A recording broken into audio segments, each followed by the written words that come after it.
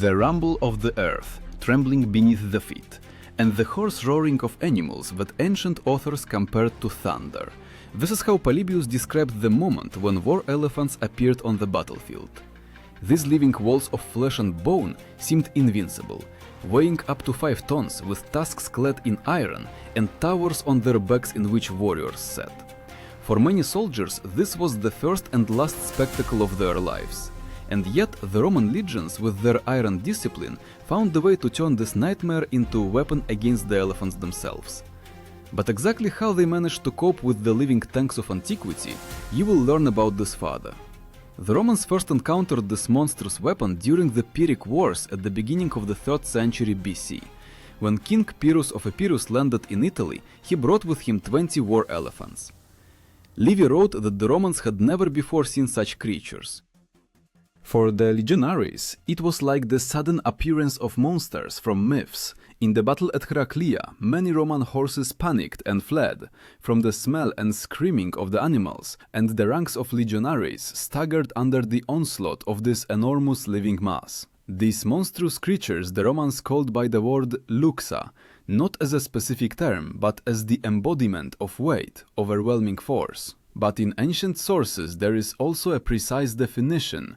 Such war animals were called elephanti bellatores, war elephants. And unlike ordinary weapons, these monsters combined living fury and the cold calculation of commanders. Imagine the picture: an infantryman armed with a spear weighing 2 kilograms and an oval shield nearly as tall as himself had to meet on the battlefield an animal that weighed 1,000 times more than him. An elephant could ram through a formation, scatter people, breaking bones, and continue moving as if it had merely run into reeds. This was a living catastrophe for anyone who stood in its path, but it was precisely this challenge that became the beginning of a new stage of military thought. The Romans were not a people who surrendered before fear. Every blow of fate they turned into a lesson, and already then, under the weight of the giant steps, a system began to be born that in the future would allow them to destroy the living tanks with frightening precision. And yet, before learning to defeat elephants, the legionaries had to understand what exactly made them so deadly dangerous on the battlefield. The Romans learned from their own experience. The strength of elephants was not only in their mass. These beasts broke formations no worse than a battering ram, but the main weapon turned out to be terror, paralyzing even hardened warriors. Polybius wrote that in the first encounters, the horses of the Roman cavalry fell into panic from the smell and trumpet cry of the animals, and the legionaries themselves lost confidence. The squealing, roaring, and cracking of broken spears merged into one continuous noise that, even before the strike, turned battle order into chaos. That is precisely why commanders like Pyrrhus or later Hannibal used elephants as a weapon of shock, designed to crush the enemy's moral resistance. To cope with this weapon, the Romans had to prepare their troops differently than before. The main emphasis was placed on discipline. Where other armies lost formation, the Romans held in tight order. But discipline by itself was only the foundation. New methods were needed. Already at the beginning of the 3rd century BC, special units appeared that were tasked with meeting the attack of elephants. Soldiers were trained not to flee, but to create corridors. When an animal rushed forward, the ranks parted, letting it through the formation, after which the legionaries struck the monster from the flanks. It was precisely such maneuvers that became possible thanks to the special structure of the legion. The manipular system. To understand its essence, imagine a sports team divided not into one large field, but into dozens of small groups, each of which knows how to act independently. These groups were called manipus. A manipu is a formation of approximately 120 men, capable of changing formation, opening and closing ranks. This flexibility allowed the Romans not to fear the living battering rams and turn their onslaught into a trap, but flexibility cost effort. Archaeological data shows that the average legionary carried 25 to 30 kilograms of equipment: shield, armor, weapons, food supply, and tools for camp.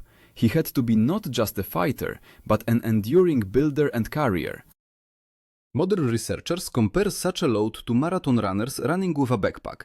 Warriors covered 20 kilometers per day and then had to dig a ditch, put up fortifications, and be ready for battle.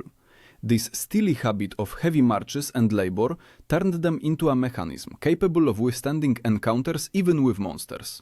Special attention was paid to signals. In ancient battle, the noise was such that voice commands were lost. It was then that trumpets, tuba, played a key role. This is not just a musical instrument but a system of commands. By the sound of the trumpet, legionaries knew when to part ranks, when to close shields, and when to go on the attack. For a viewer, this may seem like something akin to a modern referee's whistle in football, but on the battlefield, the right signal decided the fate of hundreds of lives. And here appears another feature of the Roman army: clear hierarchy.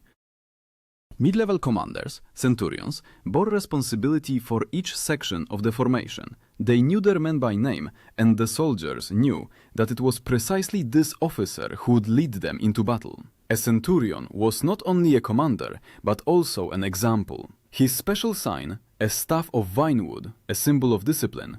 If an ordinary soldier began to panic, the centurion was obliged to restore order, even at the cost of his own life. It was precisely thanks to such people that the army could react cohesively to an elephant attack. But no training was complete without fear. Sources emphasize, in the first encounters, soldiers still trembled. An elephant that burst into the formation could lift a legionary with its trunk and hurl him aside, trample a dozen at once. This was the embodiment of chaos. And yet in this situation, the main principle of Roman warfare is born. If a monster is too large to fight face to face, it is necessary to turn its strength into weakness. The tactic of letting through and striking from the flanks gradually becomes established as the norm. Years later, this same logic will lead to the creation of even more sophisticated techniques. For example, to the use of special spearmen who waited specifically for elephants. The legionaries realized fear can be overcome only through experience. And it was precisely practice, the blood lost in the first battles with Pyrrhus, that hardened the army so much that they could meet a new threat, far more terrible than the Epirot monsters. For ahead of them lay the Punic Wars and Carthage, where elephants would become an even more formidable weapon. When the Romans first encountered the elephants of Pyrrhus, it was only a preface to far more terrible trials. The real encounter with living tanks occurred during the Punic Wars against Carthage. The city, rich in trade and naval power, possessed the resources to maintain dozens of war elephants. These animals the Carthaginians obtained in North Africa, in areas where smaller but still terrifying African forest elephants still lived. For the Romans, who were accustomed to fighting people, not monsters, each appearance of such a beast on the battlefield was like a thunderclap on a clear day. One of the most striking encounters occurred in the battle at Tunis in 255 BC during the First Punic War. Polybius describes how more than 100 elephants lined up before the Carthaginian army and moved directly at the Roman legions. Imagine the picture: a wide field, dust raised by hooves and the feet of animals, the clang of metal and the shouts of commanders, and on the horizon a line of dark giants that slowly but inexorably move forward, breaking everything in their path.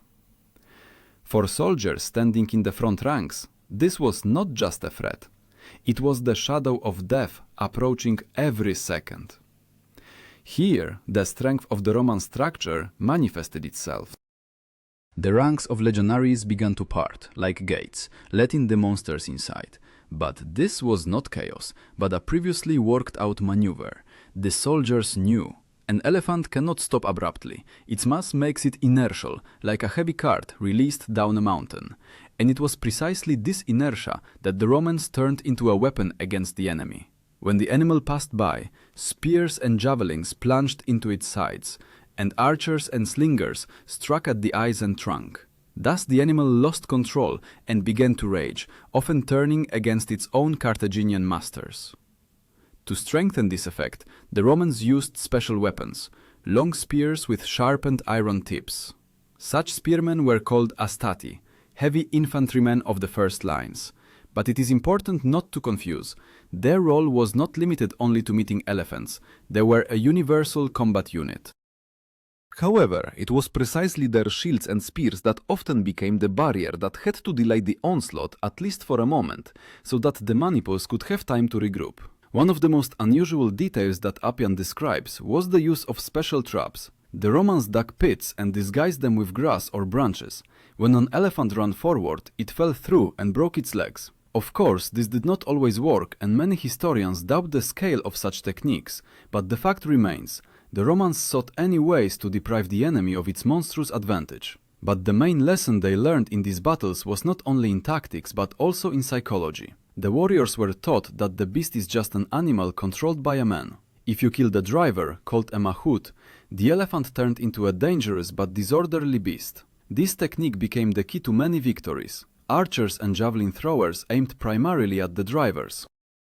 Without control, the animal often turned around and rushed back, sweeping away its own ranks. Sources mention that the Carthaginians tried to protect their drivers with armor, and even built special towers for archers on the backs of animals. But this only increased the weight and made the elephants less maneuverable. Here the Roman ability to look for weaknesses manifested itself. The more the enemy fortified the beast, the easier it was to predict its behavior. All this became obvious in the decisive battle at Zama in 202 BC, when the troops of Scipio Africanus met the army of Hannibal. There the Romans already consciously prepared the ranks so as to form corridors through which the elephants passed through the legion without causing damage. This moment became the culmination of Roman adaptation, from the first defeats and fear to complete control of the situation. But the outcome of Zama itself deserves a separate story, because it was there that the fate not only of the army, but also of the future of the Mediterranean was decided. The battle at Zama in 202 BC became the moment when the Romans finally proved their discipline is capable of surpassing even the most formidable force of the ancient world. On both sides converged the armies of the greatest commanders of the era, Hannibal and Scipio Africanus. Carthage brought onto the field about 80 war elephants, which were lined up in front of the entire army. The rumble and roar of animals resembled an earthquake. Polybius wrote that the earth trembled under their steps, and the soldiers themselves, even those who had seen dozens of battles, felt themselves facing not just an enemy, but the elements. But it was precisely here that Roman cunning manifested itself. Scipio knew, if you hold the formation and do not succumb to panic, then the huge animals will turn into a vulnerable force.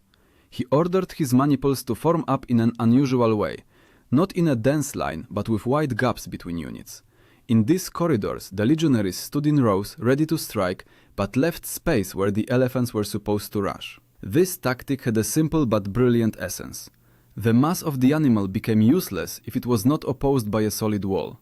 An elephant that rushed into emptiness lost its target and found itself isolated. Of special significance was the role of velites, light infantry armed with javelins. These warriors, positioned in front, pelted the animals with throwing spears, aiming at the eyes and ears. Appian noted that many elephants already in the first minutes of battle lost control, reared up and turned back, crashing into the Carthaginian cavalry. Thus, the weapon intended to crush the Romans turned into a source of chaos for the Carthaginians themselves. Visually, it looked like this. The Roman formation seemed to dissolve before the onslaught of monsters, and then, like a trap, closed behind their backs. Soldiers located on the sides of the corridors struck with spears and swords. Archers released arrows, and trumpets sounded signals for regroupings. Each step was worked out in advance. The legion represented a living mechanism, where each person performed his role in the overall scheme. The term that best describes this structure is ordo, that is, order. For the Romans, this was not just a word, but a principle of life. Order in camp, order on the march, order in battle. Even in the face of panic, when a giant with a tower on its back broke the ground with its feet, it was precisely ordo that allowed a soldier not to flee, but to wait for a command. Modern historians, like Goldsworthy, emphasize that it was precisely in this that lay the main difference between Rome and other armies of antiquity.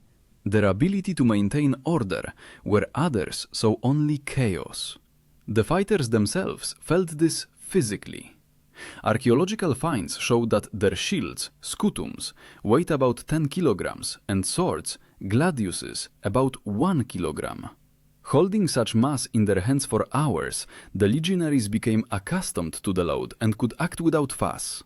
When an elephant broke through inside, a soldier gripped his shield and waited for the moment to strike with a short gladius from the side. This technique was simple, but deadly, because an animal wounded in the side or stomach began to thrash about, causing damage to its own ranks. A special place in this battle was occupied by cavalry. Scipio had previously agreed with the Numidian ally Massinissa, whose light cavalry was supposed to strike at the flanks. But for the cavalry to have time to enter the battle, the elephants had to be neutralized, and it was precisely this that the Maniples did. As a result, when the first waves of animals were either killed or put to flight, the Roman cavalry was able to close the ring and defeat the Carthaginians definitively.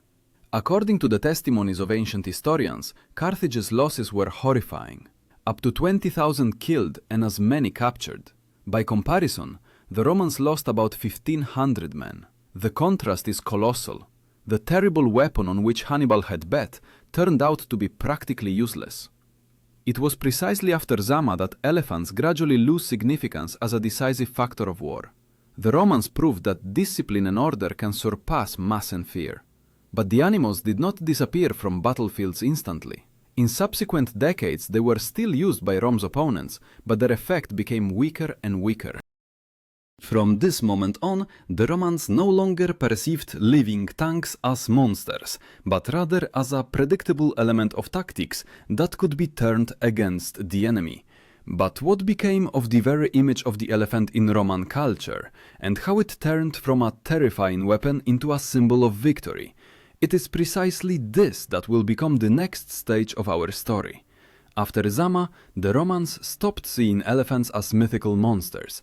Now these were just animals that could serve as decoration for a triumph, but not turn the tide of battle. And yet, in subsequent decades, they had to encounter this weapon again and again, especially in wars in the East. When Rome began to expand in Greece and Asia Minor, it again saw on the battlefield formidable beasts that the kings of Hellenistic states displayed as a symbol of power. One such encounter was the battle at Magnesia in 191 BC against the Seleucid state. Polybius describes in detail how Antiochus III brought onto the field 54 elephants arranged along the front. This was more than Hannibal had at Zama, and the impression should have been stunning. The rumble, squealing, clouds of dust, all this pressed on the psyche of soldiers even before the beasts moved forward. But the experience of the Romans did its work. They already knew. The main thing is to hold the formation and remember the order. When the animals went on the attack, the legionaries again used the tactic of corridors, and the velites pelted them with javelins. In some cases, as Livy notes, the elephants simply did not dare to go at the formation of spearmen, and, sensing blood and noise, turned back. This effect once again confirmed. The strength of the beast turned against its masters. It is interesting that it was precisely after Magnesia that the Romans finally established in their military doctrine the idea an elephant is not an invincible monster, but a tool that can be deprived of meaning by correct tactics. Moreover, they began to use animals for decorative purposes. During triumphs in Rome, elephants began to appear as part of the procession, demonstrating the greatness of the victor. But on the battlefield, their role gradually faded to nothing. The most important term that helps understand this era is triumphus. This is not just a military parade, but a ritual in which the entire army and the commander himself showed the city and the gods their victory. And it was precisely in such processions that elephants became a symbol not of terror, but of a conquered beast. They walked through the streets of Rome not as the enemy's weapon, but as spoils, emphasizing the superiority of the legions. Archaeological finds confirm this shift in perception. On Roman coins of the 2nd century BC, elephants are depicted next to the chariots of triumphators. On reliefs, they appear as part of processions, not battles. This shows how quickly the symbol changed its meaning, from the embodiment of terror to a sign of victory. But even in this new role, the beasts remained dangerous. It is known that when transporting and maintaining elephants, the Romans faced enormous difficulties. One elephant could eat up to 200 kilograms of grass and tens of liters of water per day. For an army that was accustomed to strict ration norms, approximately 1 kilogram of grain per person per day, such expenses seemed unthinkable. To maintain an entire herd on the march was a logistical nightmare. It was precisely for this reason that the Romans preferred to use animals only for symbolic purposes and not as a regular part of the army. However, it cannot be said that elephants disappeared instantly. In battles in Africa and in the East, even in the 1st century BC, individual encounters with war animals are mentioned. Caesar, for example, in his commentaries, describes how in North Africa his legions encountered several elephants of opponents, and again, discipline and order allowed them not only to hold out, but also to put the enemy's animals to flight. Thus, over the course of 2 centuries, the elephant from a terrifying weapon turned into a useless burden, but in the memory of the Romans it remained a symbol of that fear which can be overcome and of that force which seemed beyond human, and most importantly, an example of how reason and discipline are capable of defeating even the elements. It was precisely this realization that prepared the Romans for the next step, the transformation of fear before monsters into confidence in their own invincibility. But the question remained open: if they were able to tame even living tanks, then what threat could stop Rome? When we speak of the confrontation between the Romans and war elephants, it is important to remember this was not only a struggle on battlefields, but also a clash of two worldviews. For Eastern and African kingdoms, the elephant symbolized greatness, power, connection with the gods. For Rome, however, it became the embodiment of chaos that can be defeated only by order and discipline. And it was precisely this confrontation that created the legend of legions capable of withstanding everything. Historians note that the Roman army after the Second Punic War finally rebuilt its thinking. Elephants became for them a kind of examination. They proved there is no enemy who cannot be studied, adapted to, and defeated. This principle became the foundation of the Roman military machine, which then conquered almost the entire known world. The same logic, the transformation of fear into strength, was used in future wars as well. That is precisely why, even centuries later, when in North Africa or in the East, war elephants were still brought out, the Romans no longer perceived them as a threat. And yet, the memory of the first battles remained. Plutarch wrote that old veterans of the Pyrrhic Wars spoke of the beasts with trembling in their voices, as if recalling a meeting with Hades himself. This experience was not only military but also cultural. Elephants became part of Roman mythology about their own superiority. We defeated not only people but also monsters.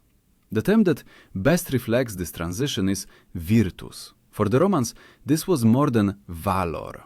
Virtus meant courage, the ability to stand one's ground even in the face of death. And it was precisely victories over elephants that turned into proof of this valor. A soldier who could withstand the onslaught of a 5-ton beast felt that he was capable of withstanding everything. In archaeological finds, we see how this symbolism became established. On mosaics and reliefs of later times, elephants appear not as enemies, but as decorations of triumphal scenes. They become part of the Roman narrative about the victory of civilization over chaos. Even in the Colosseum during spectacles, elephants were used, but no longer as a weapon, but as part of theatrical performances. Thus, the enemy turned into a trophy. And yet it is worth noting, historians still debate how effective the use of war elephants was in general. Polybius and Appian describe cases when they caused panic and broke formations, but just as often the beasts turned against their own masters. Modern researchers such as Keegan or Goldsworthy emphasize the elephant was a psychological weapon, not a strategic one. Its strength acted in the first minutes of battle, but against a disciplined army it turned into a danger for the owner himself. And here arises the main question. If the Romans were able to turn living tanks into useless cargo, what does this say about human nature? Is it not in this that the greatest secret of history is hidden? The ability of men to adapt to the most terrible? Roman legionaries carried 30 kilograms of equipment on themselves, marched 20 kilometers per day, dug fortifications every evening, and yet found the strength to withstand the onslaught of monsters. They were not superhumans. These were ordinary peasants and craftsmen whom discipline and order turned into a steel mechanism. And it is precisely in this that lies the main lesson of history. Not mass, not fear, but reason and endurance decide the outcome of battle. The elephant, which seemed invincible, became a symbol of defeated force, and the legionary, armed with a short sword and iron will, a symbol of human victory over chaos. And now, when you know this story, ask yourself the question: if an ordinary man in iron armor could stand against 5 tons of fury and destruction, then what are we, modern people, capable of withstanding in the face of our own trials? For in each of us there is that very virtus that once allowed Rome to defeat even the living tanks of the ancient world.